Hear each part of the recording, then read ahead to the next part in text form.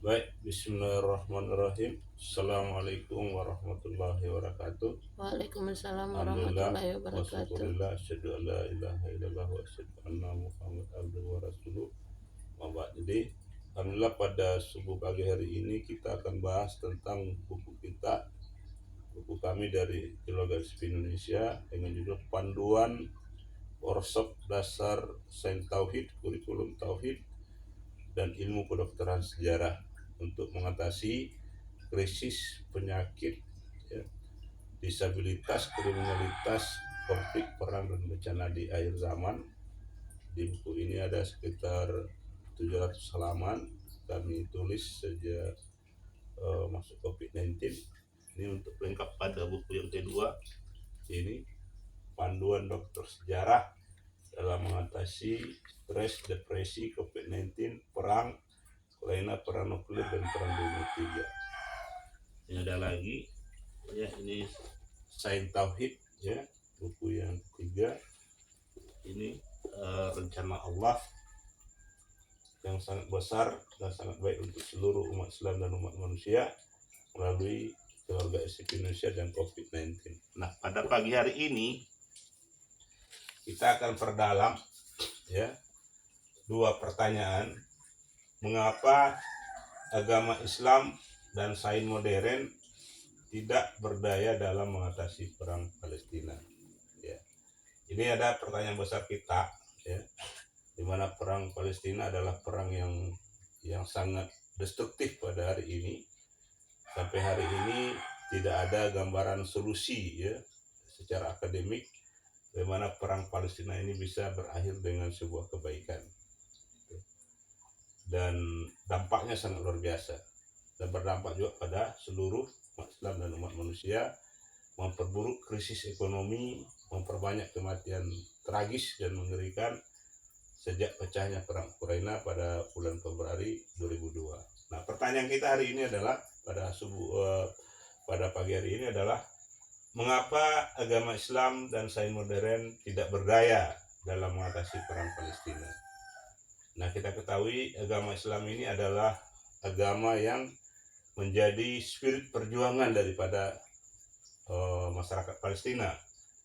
Kemudian sains modern adalah sains yang lahir dari dunia barat, ya, tetapi sains modern ini juga tidak berdaya dalam membantu Palestina agar bagaimana Palestina itu bisa berakhir dengan sebuah kebaikan. Agama Islam juga demikian. Sampai hari ini, di mana agama Islam ini dengan sains modern ini kita saksikan sama-sama, di mana sama-sama tidak berdaya, ya, sama-sama tidak berdaya dalam membantu Palestina atau perang Palestina ini bisa berakhir dengan sebuah kebaikan yang bisa diterima oleh umat Islam dan umat manusia secara keseluruhan. Nah, yang kedua pertanyaan adalah apakah ada ilmu baru yang bisa digunakan untuk mengatasi perang Palestina? Itu pertanyaan kedua yang akan kita jawab pada kuliah subuh hari ini, insya Allah, ya. Jadi yang kedua adalah apakah ada ilmu baru yang bisa digunakan untuk mengatasi perang Palestina. Nah, kita menjawab dulu yang pertama, kenapa agama Islam? Ya, agama Islam adalah agama yang mulia. Ya, itu yang dijelaskan di dalam Al-Quran, ya. Agama Islam adalah agama yang mulia dan umatnya dikatakan sebagai umat yang unggul, ya. Di dalam kuntum khairat umat, ya, Allah katakan dalam surat, kalau saya tidak salah, 110, ya, kamu adalah umat yang terbaik, ya, kamu adalah umat yang terbaik, ya.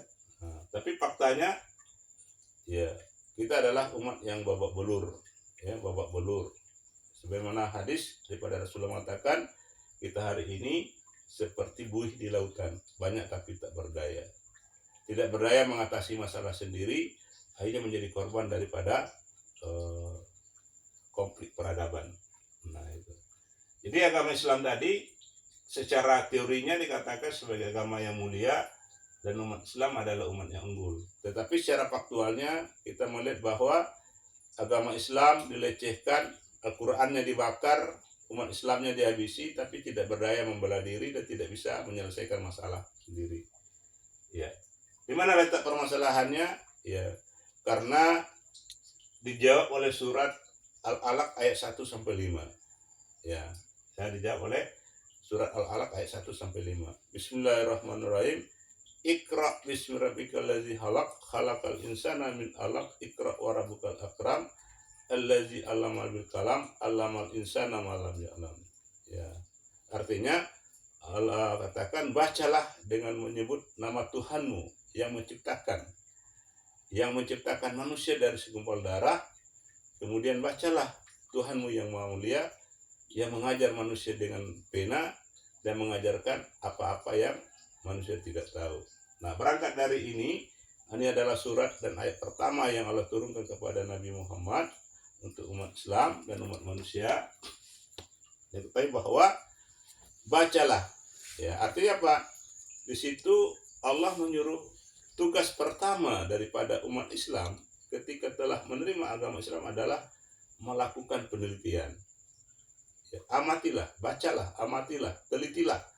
Jadi perintah pertama, ya, setelah kita beragama Islam, setelah kita beribadah, setelah kita sholat, ya, maka tugas berikut yang paling harus kita selesaikan adalah melakukan penelitian. Nah, pertanyaan adalah bagaimana mungkin kita bisa melakukan penelitian kalau kita tidak punya konsep penelitian? Nah, itu berarti apa? Kita tidak punya alat, ya, tidak punya software, ya, secara pengetahuan tidak punya software. Bagaimana kita bisa melakukan analisis atau proses penelitian secara akademik dengan menggunakan Islam? Nah, maka tugas yang pertama adalah bagaimana kita berpikir, berkorban waktu, tenaga, dana, dan berdoa sungguh-sungguh bagaimana bisa melahirkan konsep penelitian Islam sehingga kita bisa mengamalkan surat dan ayat yang pertama tadi. Nah, itu tugas pertama yang Allah berikan kepada umat Islam setelah menerima dan meyakini agama Islam sebagai sebuah agama. Maka tugas pertama adalah bagaimana berpikir, ya, mencari, ya, menemukan, merumuskan dan menerbitkan konsep penelitian Islam. Apa tujuannya? Agar kita bisa melakukan penelitian akademik untuk mengatasi masalah kita sendiri dan membantu juga masalah orang lain yang belum mengenal Islam untuk mengatasi masalah mereka agar mereka tidak menjadi musuh kepada kita. Nah, itu sehingga apa? Kalau orang yang belum mengenal Islam diberikan Islam dalam perspektif manfaat, kebaikan, otomatis mereka akan berterima kasih kepada kita. Nah, jadi makanya untuk sampai pada level ini, maka Allah katakan, Iqra bismi rabbikal ladzi khalaq. Bacalah, artinya telitilah. Apa? Untuk melakukan penelitian, maka umat Islam harus berpikir, berkorban waktu, tenaga, dana, ya, dan berdoa sungguh-sungguh. Bagaimana caranya, apapun kondisinya, apapun situasinya, inilah yang harus diselesaikan dulu supaya kita punya konsep penelitian Islam yang bisa mengatasi masalah kita secara akademik dan bisa juga membantu orang yang belum mengenal Islam untuk mengatasi masalah mereka secara akademik sehingga masalah kehidupan ini bisa teratasi secara akademik. Nah, ini yang harus diselesaikan. Nah, setelah kami melakukan penelitian 22 tahun dalam keadaan gangguan saraf kronis, inilah yang dilalaikan oleh umat Islam setelah Rasulullah wafat. Ya, di mana umat Islam tidak berpikir, tidak berkorban waktu, tidak berkorban tenaga, tidak berkorban dana, dan tidak mau berdoa sungguh-sungguh bagaimana bisa merumuskan konsep penelitian Islam. Sehingga umat Islam sampai saat ini tidak memiliki konsep penelitian Islam yang sangat dibutuhkan untuk mengatasi masalah internal dan mengatasi masalah eksternal agar kita bisa menikmati hidup yang baik sesuai dengan apa yang Allah berikan. Tetapi fakta sejarah menunjukkan bahwa umat Islam sejak Rasulullah wafat lebih fokus mengembangkan Islam politik, ya, Islam kekuasaan, sehingga memicu ketakutan, memicu kecemasan, memicu kekhawatiran bagi orang yang belum mengenal Islam, sehingga melahirkan namanya Islamofobia. Apa itu? Suatu penyakit yang diderita oleh orang-orang yang belum mengenal agama Islam dengan baik. Akhirnya dia merasa takut, merasa cemas dengan Islam apabila Islam itu berkuasa. Nah, akhirnya ketakutan itu memicu mereka untuk membenci dan mengusir umat Islam, agama Islam, bahkan membakar Al-Quran, dan itu tidak bisa diatasi oleh umat Islam seperti yang terjadi di Eropa. Bahkan seperti saat ini yang terjadi di Palestina. Tidak ada konsep umat Islam untuk mengatasinya. Hanya demo-demo, dan itu saja ya. Nah, kenapa? Karena ada pekerjaan besar ya, yang memang sangat besar. Karena kami lakukan ini selama 22 tahun dan baru bisa kami selesaikan pada hari ini ya. Baru ini adalah bukunya dan sudah lama juga kami sosialisasikan bahwa tugas pertama kita sebagai umat Islam yang sudah menerima damai kiamat adalah berpikir, berkorban waktu, tenaga, dana, dan berdoa sungguh-sungguh bagaimana kita bisa memiliki konsep penelitian Islam, agar dengan konsep penelitian Islam itu kita bisa mengatasi masalah kita secara internal dan bisa juga membantu orang-orang yang belum mengenal Islam untuk mengatasi masalah mereka secara internal, secara akademik dengan menggunakan konsep penelitian Islam.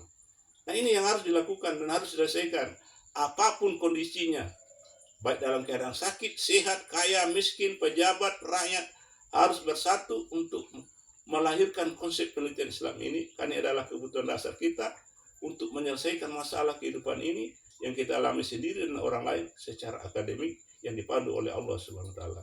Dan inilah yang diabaikan sehingga sejak Rasulullah wafat sampai saat ini banyak sekali terjadi kematian dan kehancuran tragis yang disebabkan oleh umat Islam tidak punya konsep akademik dalam memahami dan mengatasi masalah secara internal dan memahami dan mengatasi masalah yang bersumber dari orang-orang yang belum mengenal agama Islam sebagai agama rahmatan lil alamin.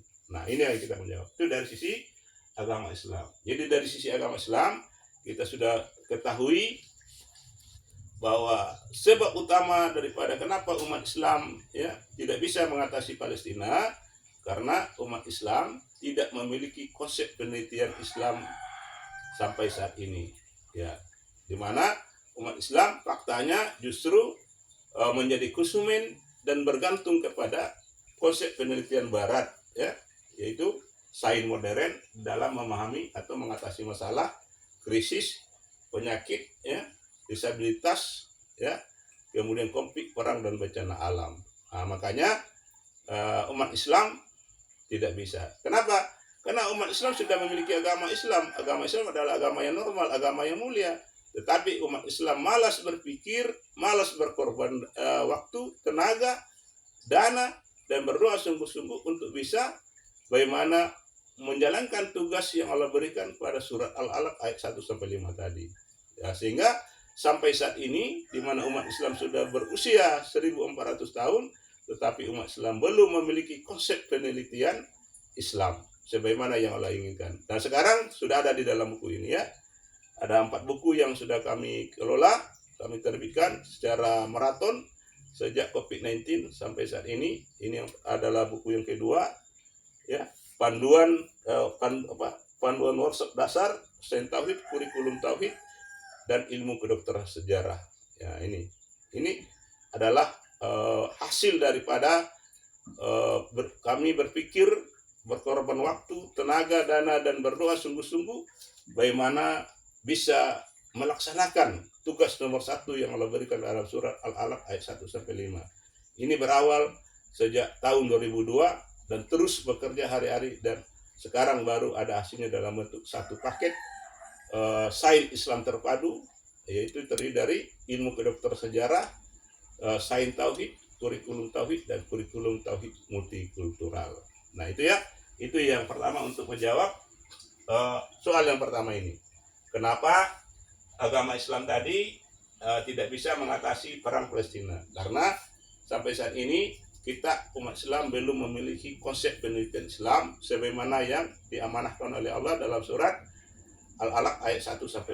Surat dan ayat pertama yang Allah turunkan untuk umat Islam melalui Nabi Muhammad SAW.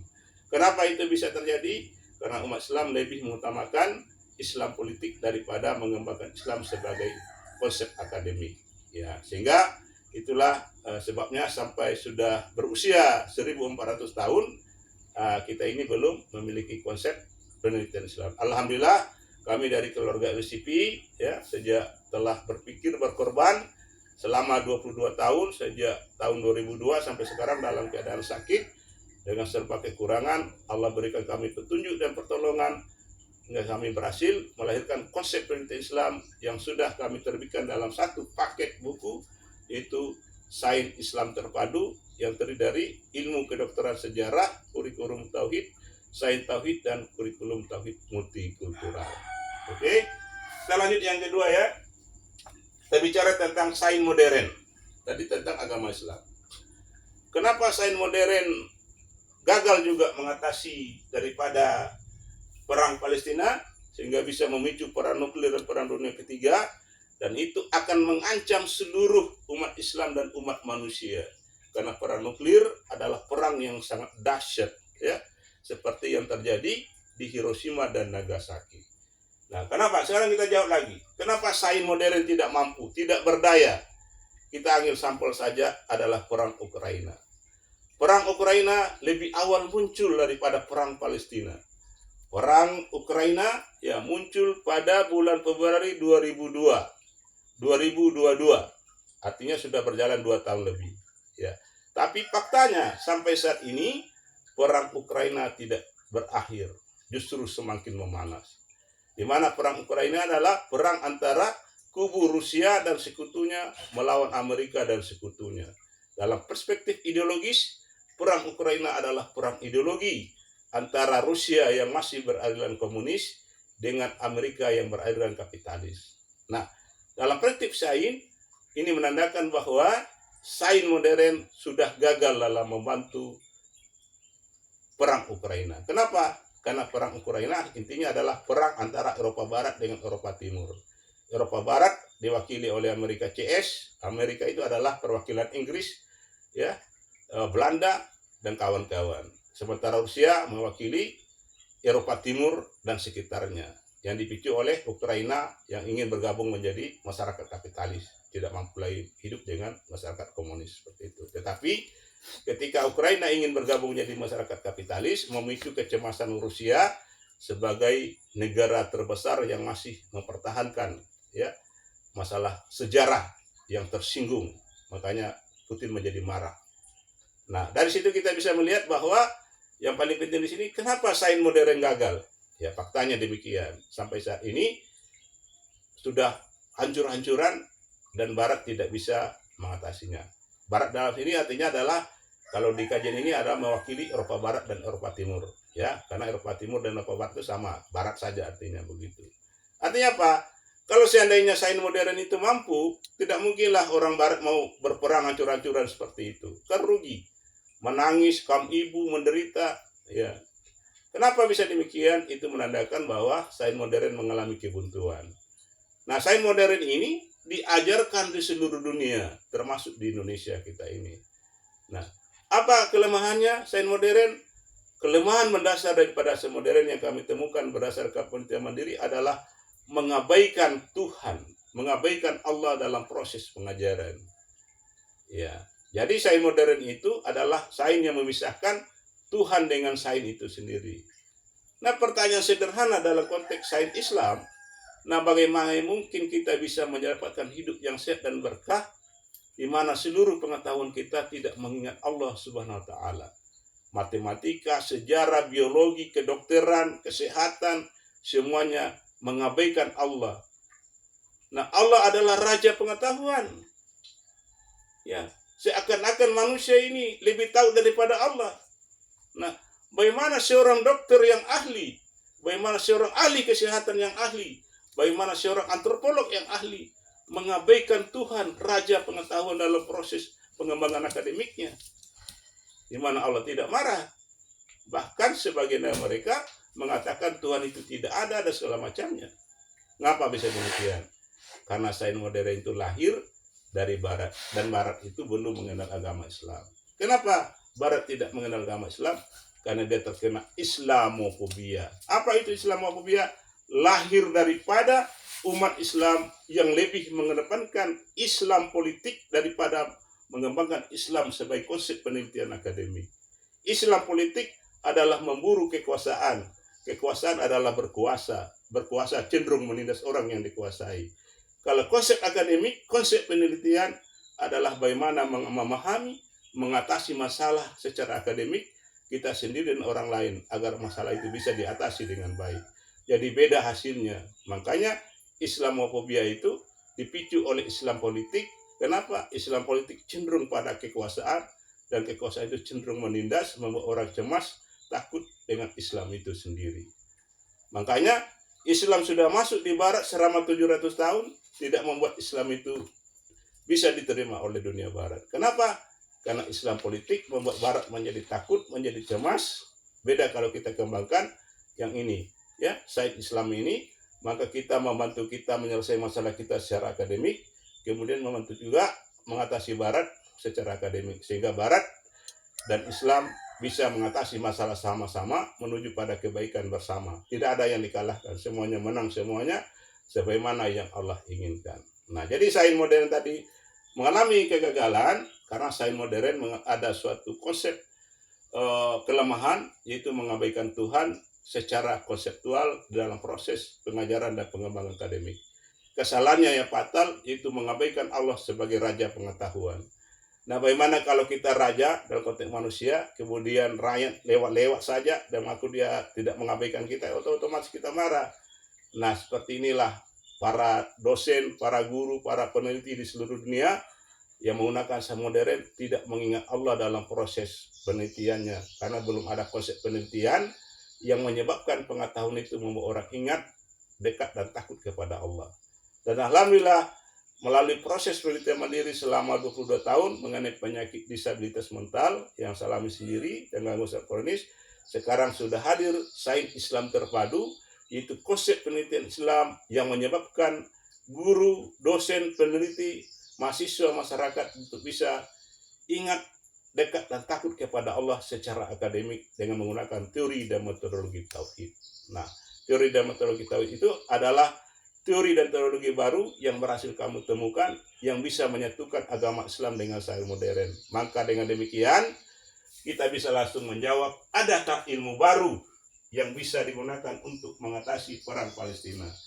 Ilmu baru itu sudah muncul, itu dari Indonesia. Dan ilmu baru itu akan membuat Indonesia baru yang merdeka 100%, karena mereka dibangun dengan konsep pengetahuan, ya. Apa ilmu barunya? Adalah konsep penelitian Islam atau disebut dengan sains Islam. Dan kami sudah kembangkan menjadi sains Islam terpadu. Itulah ilmu baru yang berhasil menyatukan, ya, agama Islam dengan sains modern. Dengan mengambil positif dari agama Islam, kemudian diambil lagi positif dari sains modern yang kami dalami selama 22 tahun. Selama 20 tahun kami mendalami seluk agama Islam dan seluk beluknya, kemudian sains modern dan seluk beluknya dengan berbagai kelemahannya, berbagai keunggulannya, kemudian kami olah secara teori dan metodologi dengan menggunakan teori dan metodologi tauhid, maka lahirlah namanya sains Islam dan sains Islam terpadu. Ilmu kedokteran sejarah, sains tauhid, kurikulum tauhid, dan kurikulum tauhid multikultural adalah hasilnya, dan insya Allah ini sudah kami bukukan, ya. Tolong bisa promosi. Ya, ini lagi, ya. Ini adalah buku yang keempat, ya, rencana Allah yang sangat baik dan sangat mulia melalui keluarga LCP dan COVID-19. Ada satu lagi, ya. Ya, ini lagi ada sains tauhid, ya, sains sehat dan sains yang diberkahi pertama dalam sejarah pengetahuan. Lagi satu, ya, ini adalah buku tebal 700 halaman juga, panduan dokter sejarah dalam mengatasi stres, depresi, COVID-19, perang Ukraina, perang nuklir, dan perang dunia 3. Ini buku kami terbitkan pada tahun 2002 akhir Desember, dan sudah kami juga sosialisasikan melalui LinkedIn, ya, YouTube dan Facebook, tapi belum mendapatkan respon. Maka melalui video ini insya Allah, ya, karena ini berhubungan dengan nyawa, kematian tragis, ya, sudah saatnya bagi para pembaca, para pendengar LCP Indonesia untuk segera menghubungkan kami kepada pihak-pihak yang mengambil keputusan agar sains Islam terpadu ini bisa digunakan secepatnya untuk membantu perang Palestina, maka bantu dengan membantu LCP terlebih dahulu, maka kita akan bisa mengatasi Palestina secara akademik dengan menggunakan konsep penelitian Islam yang kami kembangkan dari surat Al-Alaq ayat 1 sampai 5 yang bunyinya Iqra bismi rabbikal ladzi khalaq khalaqal insana min 'alaq Iqra wa rabbukal akram allama insana ma lam ya'lam. Jadi bacalah, kita mari meneliti, kita utamakan pengetahuan dalam memahami masalah dengan bersandar kepada Allah Subhanahu wa taala melalui konsep penelitian Islam, ya. Maka kita akan sampai pada kesimpulan bahwa kita adalah makhluk. Gunakan pena, ya. Bacalah Tuhanmu yang mulia yang mengajarkan manusia dengan pena. Jadi kita gunakan pena, bukan pedang, bukan senjata, bukan bom, ya, tapi pena, karena pena akan membantu otak bisa memahami suatu masalah secara tertur dengan cara yang baik. Maka dengan pena ini, pena akademik, pena tauhid, maka kita akan bisa memahami masalah kita dan bisa juga membantu Barat yang sudah sangat lama menderita untuk bisa memahami masalah mereka dan masalah kita secara akademik, sehingga secepatnya kita bisa keluar dari ancaman kematian tragis dan ancaman daripada kematian yang tragis dan mengerikan yang begitu banyak muncul setelah COVID-19, perang Ukraina dan perang Palestina, termasuk ya ancaman bencana yang banyak di Indonesia hari-hari ini tidak lepas daripada lemahnya agama Islam dan sains modern. Sekarang dengan sains Islam terpadu, maka ancaman gempa megatrus itu akan bisa teratasi lebih baik. Karena dengan sains Islam terpadu, maka pemerintah atau negara Indonesia akan bisa menyatukan 3 kekuatan sekaligus, yaitu kekuatan Allah, kekuatan Tuhan, kekuatan sains, dan kekuatan teknologi untuk bekerja sama bagaimana memahami ancaman megatrust secara terpadu dan lebih memudahkan kita untuk selamat dari situ. Tetapi kalau agama Islam dan sains modern ini masih terpisah karena belum ada konsep untuk menyatukannya, maka ancaman megatrust betul-betul bisa terbukti. Kenapa? Karena di dalam sains modern Tuhan itu diabaikan. Jadi Allah itu marah. Dalam hadis katakan, sesungguhnya dunia ini terlaknat kecuali zikrullah. Nah, bagaimana mungkin sains modern bisa membuat kita lebih sehat dan lebih berkah? Karena di dalamnya tidak disebut dan tidak dibesarkan nama Allah. Karena belum ada teori dan metodologi yang bisa membantu guru, dosen, dan peneliti bagaimana mengingat atau membesarkan nama Allah secara akademik. Maka dengan adanya sains Islam dan sains Islam terpadu ini sangat membantu pemerintah, ya. Insya Allah ini Presiden Prabowo yang akan dilantik, insya Allah ini adalah hadiah istimewa dari keluarga LCP Indonesia untuk membantu negara Indonesia menjadi negara maju, mandiri, dihormati dan disegani di seluruh dunia dengan menggunakan sains Islam atau sains Islam terpadu, lahir dari keluarga LCP Indonesia, keluarga pribumi Islam Indonesia, karena mencintai pengetahuan dan perdamaian. Karena pengetahuan dan perdamaian adalah jalan untuk keselamatan dan kebahagiaan berkelanjutan di dunia dan di akhirat sebagaimana yang Allah inginkan. Terima kasih. Mungkin ada yang mau ditanyakan? Tidak ada. Jadi ada. Bismillahirrahmanirrahim. Assalamualaikum warahmatullahi wabarakatuh. Waalaikumsalam warahmatullahi wabarakatuh. Tadi dari penjelasan Bapak Saudara Mawijaya ini sangat luar biasa, di mana dalam kultum ini melahirkan 2 pertanyaan yang sangat luar biasa. Pertama itu, mengapa agama Islam dan sains modern tidak berdaya dalam mengatasi perang Palestina? Terus kedua, apakah ada ilmu baru yang bisa digunakan untuk mengatasi perang Palestina tersebut? Jadi dari hasil pembahasan dari tadi yang Bapak jelaskan bahwa kedua pertanyaan ini muncul satu pertanyaan dari saya selaku pendengar, bahwa kenapa umat Islam saat ini sangat banyak seperti yang tadi Bapak jelaskan, namun belum memberikan solusi yang tepat bagi kerusuhan atau huru-hara yang terjadi pada saat ini, khususnya perang Palestina dan Israel dan Ukraina dengan Rusia. Padahal kita pahami bahwa orang-orang Islam ini adalah orang-orang yang cerdas, dan karena di selain cerdas dia memiliki agama yang normal. Uh, jadi dengan agama normal itu mampu memberikan solusi yang tepat. Namun pada saat ini belum ada ilmuwan Islam yang mengambil langkah ini untuk bisa menyuarakan dirinya untuk menyelesaikan perang global ini yang berdampak pada manusia secara keseluruhan, karena berdampak pada ekonomi. Jadi pertanyaan dari saya, bagaimana solusi yang harus dilakukan oleh umat Islam agar perang ini bisa terselesaikan dengan baik tanpa ada masalah, dan solusi yang bagaimana ini supaya ini bisa terselamatkan semua, baik dari orang Islam maupun non-Islam dengan adanya perang ini. Mungkin seperti itu pertanyaan dari saya. Terima kasih atas kesempatan yang diberikan, dan mohon penjelasannya. Baik, terima kasih. Jadi suatu pertanyaan yang panjang dan sangat menarik. Jadi intinya apa solusinya agar umat Islam dan umat non-Islam ini bisa selamat dari ancaman krisis, ancaman kriminalitas, ancaman disabilitas, ancaman konflik, ancaman perang dan bencana alam yang makin banyak terjadi setelah COVID-19. Begitu ya? Iya.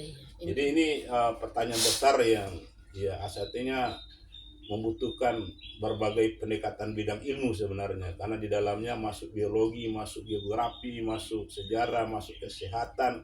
Artinya untuk menjawab pertanyaan ini dibutuhkan penelitian yang sangat mendalam dari berbagai multidisiplin sebenarnya. Tapi alhamdulillah karena kita sudah mendalami selama 22 tahun, mendalami seluk-beluk agama Islam, kemudian seluk-beluk sains modern, dan kita sudah mengcover itu dari berbagai sumber-sumber yang terpercaya. Di antaranya adalah buku yang ditulis oleh John Horgan yang berjudul DN of Science atau Senjakala Ilmu Pengetahuan, di mana beliau adalah seorang jurnalis Amerika yang terkenal, telah melakukan penelitian mendalam tentang sains modern. Dia mengatakan bahwa sains modern itu sudah tidak berdaya, sudah sampai pada puncaknya. Jadi para ahli modern di seluruh dunia itu sudah tidak bisa bikin apa-apa lagi secara teori dan metodologi, karena sudah tak kancing, sudah terkunci sampai di situ. Kita kalau bahasa puisinya, cerita itu cukup sampai di sini apapun yang terjadi, karena otak sudah tidak bisa lagi bekerja untuk melewati ambang batas.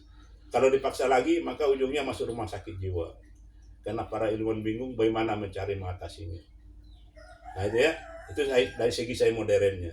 Maka dikatakan oleh John Horgan, sains modern itu akan berakhir bukan karena dia tidak berkembang, tapi perkembangannya sudah sampai pada titik puncaknya. Dan para ilmuwan modern tidak bisa lagi melakukan apa-apa kecuali pasrah dengan apa yang ada, seperti yang terjadi di Ukraina dan di Palestina. Para ilmuwan modern sudah lama tidak ada. Sudah berapa biaya habis untuk melakukan riset ini, riset itu, bahkan triliun, tapi hasilnya tidak ada. Kenapa? Karena seperti katakan oleh John Horgan tadi, bahwa sains modern itu sudah sampai pada titik perkembangannya, dan para ilmuwan modern tidak bisa lagi melakukan apa-apa. Kalau dia paksa lagi, maka dia akan mengalami skizofrenia seperti Nietzsche, dan ujung-ujungnya masuk rumah sakit jiwa atau bunuh diri karena memaksakan sesuatu yang dia tidak mampu. Seperti itu. Nah, yang apa tadi ya, kemudian itu sebabnya kenapa. Kemudian dari sisi agama ditulis oleh Charles Kimball, di mana dikatakan judulnya Kala Agama Jadi Bencana. Nah itulah yang terjadi di Palestina. Orang-orang beragama saling berbunuhan atas nama agama. Orang Yahudi membunuh orang Islam membunuh orang Yahudi. Nah secara historis orang Islam ini kan diwarisi oleh agama Islam dari Nabi Ibrahim. Nah orang Yahudi ini kan cucunya Nabi Ibrahim. Nah bagaimana bisa terjadi begitu? Nah ini contohnya benar apa yang dikatakan oleh Charles Kimball, di mana agama itu kalau dipahami hanya dalam perspektif keyakinan, maka dia akan berbentrokan dan saling berbunuhan, seperti yang terjadi di Palestina saat ini, di mana orang Islam menganggap orang Yahudi sebagai musuh dan orang Yahudi menganggap orang Islam sebagai musuh, dan akhirnya berperang habis-habisan dan bisa memicu perang nuklir dan perang dunia ketiga. Kenapa bisa demikian? Itu dijawab oleh surah Al-Alaq tadi, karena agama Islam ya, agama yang agama setelah Nabi Muhammad. Jadi orang Yahudi itu dia agama Islam sebelum Nabi Isa. Karena orang Yahudi itu nabinya banyak, mulai dari Nabi Ishak, Nabi Yakub ya, Nabi Yusuf, kemudian Nabi Musa, Nabi Harun, Nabi Daud, Nabi Sulaiman. Ya artinya ketika dia dipimpin oleh Nabi, berarti dia orang Islam. Nah, nanti orang Yahudi ini bermasalah agama Islamnya dalam persepsi kenabian ketika dia mengabaikan Nabi Isa dan Nabi Muhammad. Nah, kalau ketika dia menerima Nabi Isa dan Nabi Muhammad sebagai Nabi, tidak ada lagi permasalahan. Nah, permasalahannya ini orang Islam tidak bisa melakukan suatu penelitian akademik bagaimana meyakinkan orang Yahudi untuk meluruskan salah paham itu. Dia hanya memandang orang Yahudi dari segi permusuhan saja. Maka yang terjadi adalah permusuhan terus. Jadi titik anunya. Iya. Jadi orang Islam menganggap orang Yahudi itu musuh terus, jadinya yang terjadi adalah permusuhan terus. Tapi kalau kita memahami dalam konteks Al-Alaq 1-5 bahwa ada permasalahan antara orang Yahudi dan orang Islam, maka lakukan riset. Nah, bagaimana mungkin umat Islam bisa melakukan riset kalau konsep penelitiannya tidak ada? Maka yang terjadi permusuhan terus dari dulu sampai sekarang dengan berbagai dampaknya. Nah, maka riset di sini adalah bekerja bagaimana memahami kenapa orang Yahudi ini itu yang mau dijawab pertanyaannya. Belum meyakini Nabi Isa dan Nabi Muhammad sebagai Nabi. Kalau ini berhasil diyakini, maka selesai masalah. Maka tidak ada lagi perang. Maka mana mungkin orang Islam perang dengan orang Islam sendiri? Nah, ini yang tidak mau ditekuni. Orang Islam itu lebih baik menekuni, memusuhi orang Yahudi terus. Nah, orang Yahudi ini cucunya Nabi Ibrahim. Nah, agama Islam itu warisnya Ibrahim. Nah, kalau kita sebagai seorang Nabi, anak cucu kita dikasih begitu, kira-kira bagaimana ruhnya Nabi Ibrahim, ruhnya Nabi Musa, ruhnya Nabi Ishak, ruhnya Nabi Yakub, ruhnya Nabi Yusuf, ruhnya Nabi Musa, ruhnya Nabi Harun, ruhnya Nabi Daud yang berhasil membawa orang Yahudi ke Palestina melalui perang ya yang diperintahkan oleh Allah, kemudian berhasil membawa kejayaan Islam pada masa Nabi Sulaiman, kemudian ruhnya Nabi Ilyas, Zakaria, karena itu adalah binaan mereka. Sekarang mereka hidup morak-marik seperti itu, ya otomatis tidak akan membuat ya energi psikologi di situ menjadi normal ya. Makanya perang terus jadinya. Kan bagaimana mungkin dia melihat anak cucunya begitu? Baru yang membuat anak cucunya warisan mereka sendiri. Contohnya kita dirikan masjid atau musalah. Kita dirikan, kita rintis setengah mati ini. Terus pengurus yang datang belakangan tidak hargai kita punya anak cucu. Kira-kira bagaimana kita punya roh itu? Dekaplen dia punya sendiri begitu. Kayak begitu. Nah, jadi intinya ya, karena kenapa? Karena mengklaim tadi tidak melakukan penelitian, tidak melakukan observasi. Kenapa bisa terjadi salah paham? Kenapa? Adakah penyelesaian yang akademik begitu, sehingga tidak terjadi permusuhan. Kamu itu kan cucunya Nabi, cucu ini, masa begitu? Nah, ini penjelasan. Daripada kita berperang, mendingan kita berdamai saja.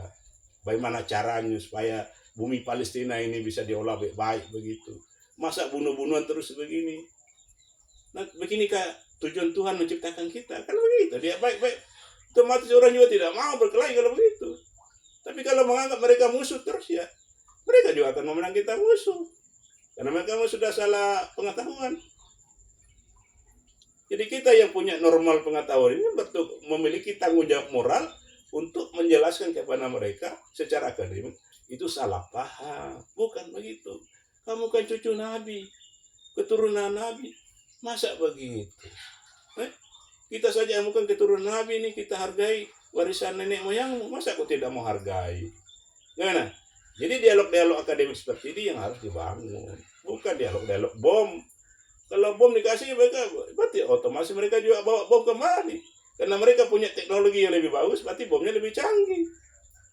Gimana? Ya, kita yang umat Islam yang memiliki konsep pengetahuannya lebih normal karena warisan nenek moyang mereka, ya kita lah yang harus mengembangkan agama Islam bahwa kamu itu salah paham, begini penjelasannya.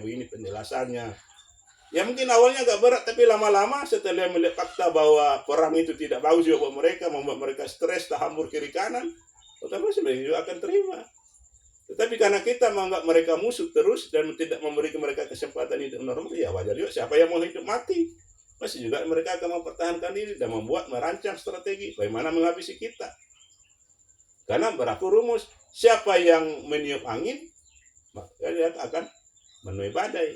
Gitu. Tapi kalau kita tawarkan solusi akademik, dan solusi akademik itu disandarkan kepada Allah, maka insya Allah cepat atau lambat, maka masalah akan selesai dan korban akan bisa dikurangi begitu.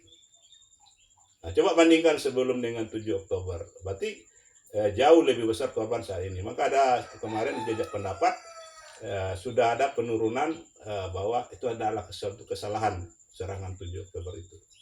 Karena itu membuat dampak yang sangat destruktif dan bisa membawa Timur Tengah pada perang nuklir dan perang dunia ketiga bercampur baur dengan perang Ukraina begitu. Nah itu ya, itu dari segi sains modern. Kemudian itu dijawab lagi Samuel Huntington dalam buku Clash Civilization, konflik peradaban. Di situ katakan di mana konflik ideologi ini akan berakhir. Kenapa? Tidak ada solusinya. Akan berakhir dengan perang nuklir seperti yang terjadi di Ukraina. Jadi sudah 3 buku ya. Nah, kemudian dikatakan oleh Rick Fromm bahwa tugas pertama manusia hari ini adalah bagaimana merumuskan apa dan siapa manusia di secara akademik. Dan itu belum ada penjelasannya. Dan penjelasan itu sudah ada dalam buku ini. Rick Fromm ya, dalam bukunya Masyarakat Sehat. Nah, kemudian diperkuat lagi dengan buku Hara Akhir Zaman. Boleh ada deh. Buku Hara Akhir Zaman ditulis oleh Ibnu Katsir. Ya, dikatakan bahwa akhir zaman ini betul-betul cobaan hidup itu sangat berat dan sangat kompleks. Dan tidak cukup hanya dengan modal keyakinan atau sains modern yang mengabaikan Tuhan. Jadi agama Islam ini sebagai keyakinan yang normal harus disatukan dengan sains modern sehingga menjadi sains Islam dan sains Islam terpadu, sehingga kita bisa menyatukan kekuatan Allah, kekuatan sains dan kekuatan teknologi dalam mengatasi ancaman kehidupan yang sangat berat dan sangat kompleks di akhir zaman ini. Maka dengan demikian itu peluang kita untuk selamat lebih besar. Kalau agama Islam dan sains modern itu dipisahkan karena sama-sama normal. Nah, tapi selama ini belum ada teori dan metodologi yang bisa menyatukan itu. Alhamdulillah sekarang umat Islam dan umat non-Islam sudah bisa mendalami kepada keluarga UCP dengan kami mengadakan seminar dan workshop tentang sains Islam dan sains Islam terpadu. Tapi yang paling penting hari ini adalah bagaimana kita bisa membantu perang Palestina, karena perang Palestina ini sangat besar dampaknya karena berhubungan dengan agama Islam, agama Kristen dan agama Yahudi. 3 agama besar yang sangat mempengaruhi seluruh umat manusia. Nah, dengan adanya sains Islam dan sains Islam terpadu ini adalah suatu rahmat dan berkat dari Allah SWT lahir bagi orang Indonesia yang mencintai pengetahuan dan perdamaian. Maka dukung kami keluarga UCP Indonesia ya dengan cara ya bisa mengikuti seminar, mengikuti workshop dan memesan buku-buku kami ya agar kami bisa mengembangkan produk ini dan kemudian kepada pemerintah ya bisa digunakan konsep ini. Kami terbuka untuk bekerja sama sebagai kebanggaan daripada milik pribumi Indonesia. Kita berusaha membuat produk-produk, kita cintai produk Indonesia. ACI, aku cinta Indonesia itu Ya betul. ya, ACI, aku cinta produk, aku cinta Indonesia ya. ACI melahirkan api. Mantap Pak. ACP ya, aku cinta produk Indonesia.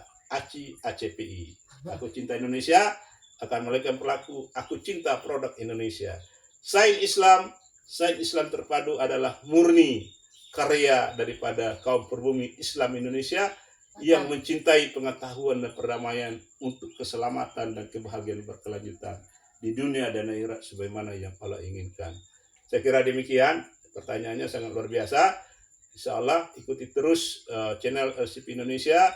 Kami akan selalu hadir, bukan hanya sekedar memberikan pengetahuan biasa, tapi pengetahuan yang luar biasa untuk keselamatan dan kebahagiaan kita bersama secara berkelanjutan dunia dan akhirat insya Allah di akhir zaman.